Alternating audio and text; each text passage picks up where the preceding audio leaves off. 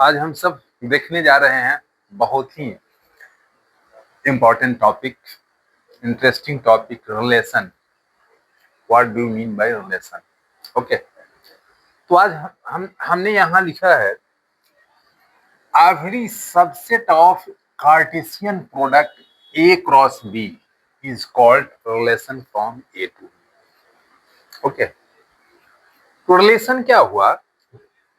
इससे पहले हम लोग कार्टेशियन प्रोडक्ट देख चुके हैं और सबसेट भी देख चुके हैं। सबसेट की भी चर्चा हम सब कर चुके हैं और कार्टेशियन प्रोडक्ट की भी चर्चा कर चुके हैं। तो अब यहाँ देखना है रिलेशन में, तो यदि ए और बी दो नन एम्प्टी सेट हो तो ए क्रॉस बी जो कार्टेशियन प्रोडक्ट होगा, तो कार्टेशियन प्रोडक्ट का जितना सबसेट होगा सारा सबसेट ए से बी में रिलेशन कहलाता है। ओके, इसीलिए मैंने लिखा यहाँ कि every subset of Cartesian product A cross B is called relation from A to B, है ना। ए और बी दो नन एम्प्टी सेट हो तो ए क्रॉस बी अर्थात कार्टेशियन प्रोडक्ट ए और बी का हुआ, इसका जितना सबसेट होगा सारा सबसेट ए से बी में रिलेशन कहलाएगा। ओके, क्लियर हो गया होगा मेरे समझ से? Every subset of Cartesian product A cross B is called relation from A to B. Okay. अब यदि हमें डिनोट करना हो तो यहाँ हम लोग डिनोट करते हैं, it is denoted by, it is denoted by, relation को हम लोग डिनोट करते हैं A R B, where A belongs to set A and B belongs to set B. A R B, इसको समझ जाइए। A R B का मतलब हो गया, इसको हम लोग पढ़ते हैं क्या कि A is related to B, A B से रिलेटेड है, संबंधित है। जहां A किसका एलिमेंट होगा? सेट A का, और B किसका एलिमेंट होगा? सेट B का। इस प्रकार हम लोग रिलेशन को लिखते हैं। अब एग्जांपल ले लेते हैं, जैसे हम लोग ले लेते हैं लेट, यहाँ पे हमने ले लिया सेट ए में ले लिया 1 2 3 ले लिया, सेट बी में ले लिया यहाँ हम 4 और 5 हमने ले लिया। तो अब हमें देखना क्या है कि ए क्रॉस बी, ए और बी दो सेट हमने ले लिया, तो ए क्रॉस बी का जितना सबसेट होगा सारा सबसेट ए से बी में रिलेशन कहलाएगा। कि ए क्रॉस बी इसका कौन कौन होगा, हम इसको तोड़ करके समझा दे रहे हैं, ब्रेक करके। ए क्रॉस बी कौन हो जाएगा? 1 4, यहाँ फिर क्या हो जाएगा? 1 5, फिर आपका यहाँ 2 4 2 5 एंड यहाँ पे 3 4 और क्या हो गया बताइए? 3 5 हो गया। ये हम लोग ऑलरेडी देख चुके हैं, यह ए क्रॉस बी हो गया। तो ए क्रॉस बी का जितना सबसेट होगा सारा सबसेट ए से बी में रिलेशन कहलाएगा।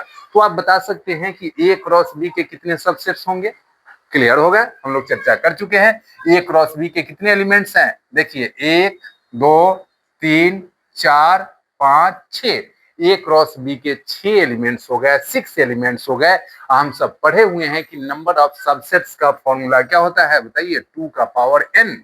तो यहाँ पे क्या हो जाएगा? 2 का पावर 6।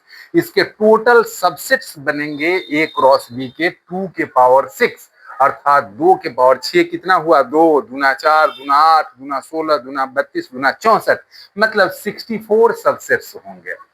ए क्रॉस बी के कितने सबसेट्स बनेंगे? तो 64 सबसेट्स बनेंगे और वो सारा सबसेट्स ए से बी में रिलेशन कहलाएगा। अब मैं यदि क्वेश्चन पूछूं कि ए है ना, ए इतना दे दिया, बी इतना दे दिया, तो how many total possible relations from A to B, तब हम क्या बता सकते हैं? Total number of relations from A to B will be 2 to the power 6, it means 64। Okay, मेरे समझ से क्लियर हो गया होगा, इसमें कहीं दिक्कत नहीं होगी, है ना। तो रिलेशन क्या है यह क्लियर हुआ, और टोटल रिलेशंस कैसे निकालेंगे यह क्लियर हो गया होगा। अब देखिए रिलेशन जैसे आप देखा जाए, फर्स्ट रिलेशन हम यदि निकालते हैं तो R1 सबसेट निकालना जानते हैं ना, बताए थे। पहले एक एक एलिमेंट करके लिखते हैं, तो एक एलिमेंट हमने यहाँ 1 4 ले लिया, तो देखिए इसको एक सेट बना लिए, तो यह भी तो एक रिलेशन हो गया ना, यह भी एक सबसेट हो गया। क्यों? क्योंकि इस सेट का एक एलिमेंट है, यह एलिमेंट ए क्रॉस बी में बिलोंग कर रहा है। तो यदि सेट ए का सारा एलिमेंट सेट बी में बिलोंग करता है तो ए को हम लोग बी का सबसेट कहते हैं।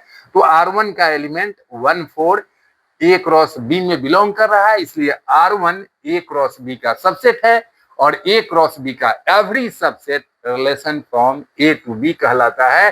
देयरफॉर कह सकते हैं कि यहाँ R1 ए से बी में रिलेशन है। ओके, अब यहाँ हम एक R2 ले लेते हैं यहाँ। तो इस प्रकार हमने एक एलिमेंट ले लिया, फिर एक एलिमेंट इसको लेकर के एक सेट बनाएंगे तो वो भी रिलेशन हो जाएगा, इसको लेकर के एक सेट बनाएंगे इसी तरह से सिंगल एलिमेंट करके तो यह भी एक रिलेशन हो जाएगा, इसको लेकर बनाएंगे वह भी एक रिलेशन हो जाएगा, एक एक एलिमेंट करके। अब दो दो एलिमेंट हम ले लेते हैं, एक दो एलिमेंट वाला ले लेते हैं, जैसे यहाँ 1 4 ले लिया, यहाँ 1 5 ले लिया, तो यह भी आपका एक रिलेशन हो गया। क्यों?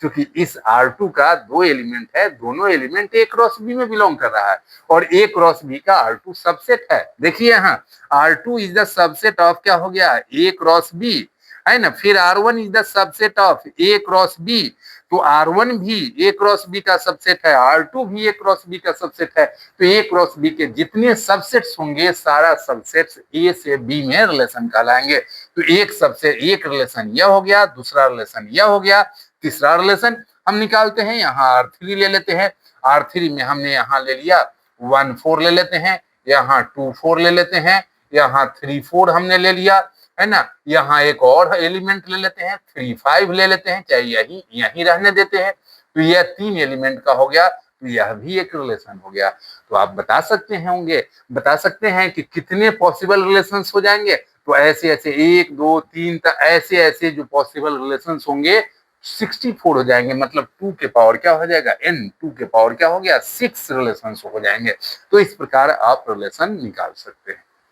ओके, तो कोई भी दो सेट के बीच यदि आपको रिलेशन निकालना हो तो उस सेट का सबसे पहला काम क्या कर लेना है, कार्टेशियन प्रोडक्ट आप निकाल सकते हैं या आप अंडरस्टूड समझ भी सकते हैं, है ना। ऐसे इसको मन में भी निकाल सकते हैं या इसको निकाल करके भी रख सकते हैं आपको समझना हो तो, या डायरेक्ट ऐसे लिख सकते हैं। डायरेक्ट हम R1 1 4 लिख देंगे तो स्वाभाविक है कि ये क्रॉस बी का सबसेट होगा। यहाँ 1 4 2 4 कर दें, 2 5 कर दें, 3 4 कर दें, तो ये सब भी सबसेट होगा ए क्रॉस बी का, इसलिए सारा क्या होगा ए से बी में आपका रिलेशन होगा। लेकिन यहाँ यदि हम 2 6 कर दें तो रिलेशन नहीं होगा, क्योंकि 2 6 ए क्रॉस बी का सबसेट नहीं होगा।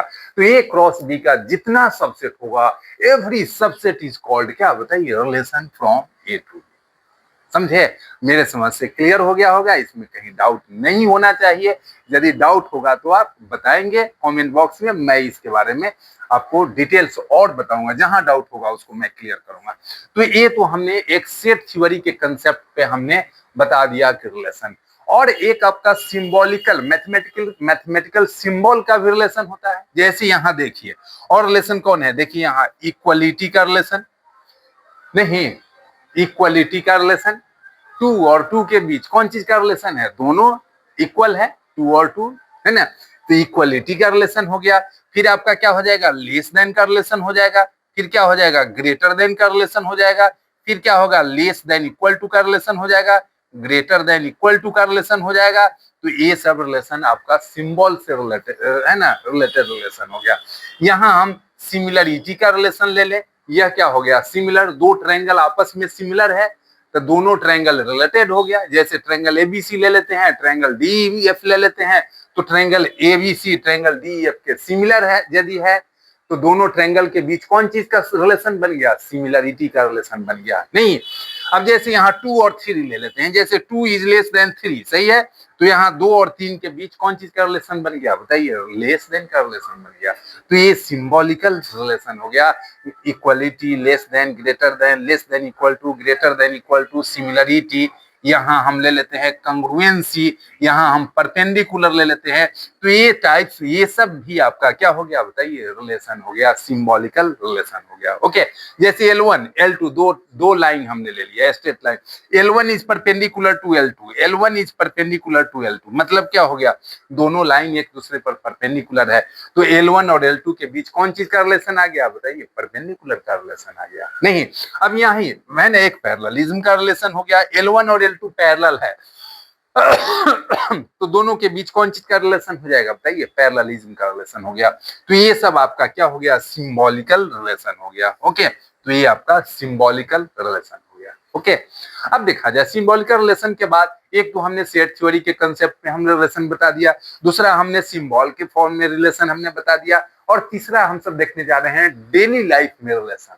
नहीं, जैसे डेली लाइफ का रिलेशन आप देखेंगे है ना, भाई बहन का रिलेशन, मामा भगिना का रिलेशन, माता पिता का रिलेशन, है ना, ये सब आपका है ना, नाती नाना नाना नाती का रिलेशन। तो ये सब डेली लाइफ का भी तो आपका रिलेशन है ना। नहीं, स्टूडेंट टीचर का रिलेशन, है ना, स्टूडेंट टीचर का रिलेशन, है ना, ये सब आपका क्या हो गया बताइए, डेली लाइफ का रिलेशन हो गया। तो ओके, मैं समझ रहा हूं कि आपको रिलेशन समझने में किसी प्रकार की दिक्कत नहीं हुई होगी, है ना। ओके, थैंक्स, आज इतना ही रहने देते हैं, फिर नेक्स्ट वीडियो में हम लोग मिलेंगे किसी नए टॉपिक के साथ। यदि आपको इंटरेस्ट अच्छा लगा होगा, आपके लिए हेल्पफुल होगा, तो इसे लाइक अवश्य करेंगे और शेयर कर देंगे तो और अच्छी बात। Okay, thanks everybody.